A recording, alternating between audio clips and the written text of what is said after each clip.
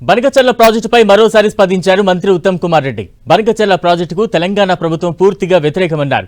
Banakacherla project చట్ట వ్యతిరేకమన్న ఆయన తమ రిప్రజెంటేషన్ వల్లే బనకచెర్ల ప్రాజెక్టును రిజెక్ట్ చేశారని అన్నారు.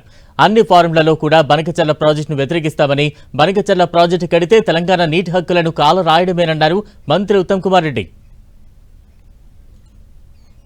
బనకచెర్ల ప్రాజెక్టు 1980లో ఇచ్చిన గోదావరి వాటర్ డిస్ప్యూట్స్ ట్రిబ్యునల్ ఒక తీర్పుకి వ్యతిరేకము, అదేవిధంగా ఏపీ రీఆర్గనైజేషన్ యాక్ట్కి వ్యతిరేకము.